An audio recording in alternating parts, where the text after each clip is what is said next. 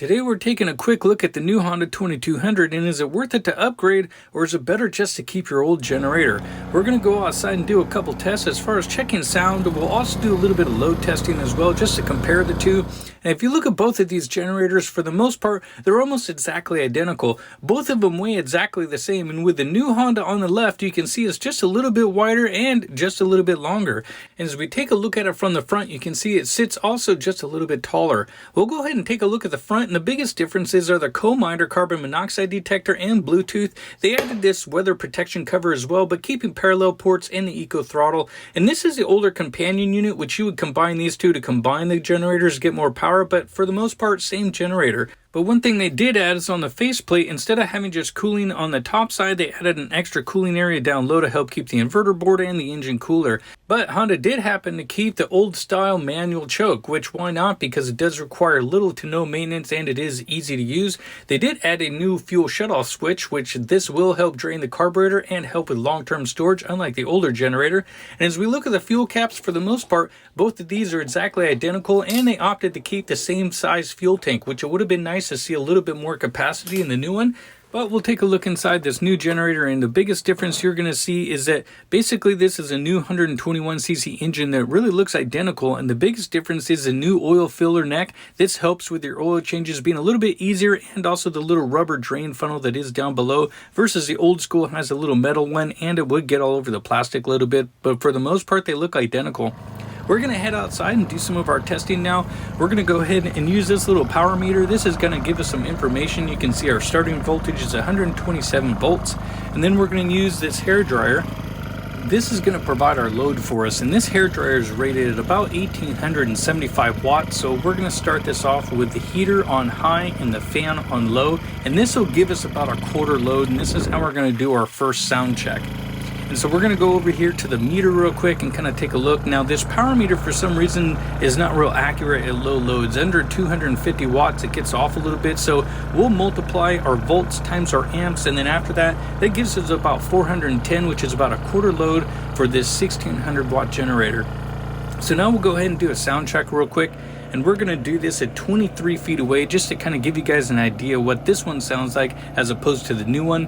And so I let this run for about 45 seconds to a minute. I'm only showing you a few seconds, but it came out at about 60.5 decibels at 23 feet at a quarter load. So now we're going to go back over to the generator, and as you kind of look at the numbers, they're still exactly the same. So now we're going to do a full load test. So we're going to turn on this hair dryer all the way now. As you can see, you can hear the generator kick up, and the RPMs are running pretty much at full max, and we'll multiply those volts and amps again, and you can see now our meter is a little bit more accurate. So now we'll go ahead and do that sound check again while the generator is under full load, and then kind of see what the difference is. And so I've tested a lot of different generators, and when they're all running at about max, whether it's a 2000 watt or 2200 watt generator, they're all running around this same decibel load at this same test at 23 feet right here in front of my house. And so while we're here, we might as well mix it up just a little bit. And so you can see the numbers are still pretty much a max load, but now we're going to add a little bit more. So we're going to add this heat gun, and this is a two-step heat gun. It has a low and high at 775 watts and about 1500 watts. We're only going to add the 775 to the generator to kind of put it at our max load, and then we'll see, well, maybe we'll melt some stuff down, but you can hear it now pretty much working all the way. And as we multiply the volts and amps again, you can see that we're pretty much coming up with the correct wattage. So we're going to do another sound check. And also, if you read the Honda manual, you can actually run this generator at 2000 watts for a rated amount of time depending on altitude and heat. So it'll run anywhere from 15 to 20 minutes at this range before it actually goes into a shutdown. That's just a little FYI. It happens to be right in the manual as well. And so now that this guy's running pretty much at full max load, you can see that the numbers went up just a little bit higher. It's about another half to a full dB higher than it was. But also to give you a little bit of a different perspective, this is that same quarter load that we started with, and at 23 feet away, adding some rocks and some grass, Remember, it was about 60.5 decibels. Well, now we're running right about 58, so it doesn't take much to drop these down if you add a few elements, such as some grass or some rocks or even some bushes. It'll help make it quieter. But we'll move on to the new Honda now, and we'll do the same test. And you can see the voltage is starting off at 127, just like the old one. So we'll go ahead and get the hair dryer, and we'll put it on high heat and low fan again, and this will give us that quarter load, which this is a 1800 watt generator versus 1600 watt. So our quarter load would be more around 450, but I want to do the same test that way you guys can just see the difference. And so if we multiply those two together, the volts and the amps again, we're right about 410 or so watts. And then we'll go ahead and now do that sound check.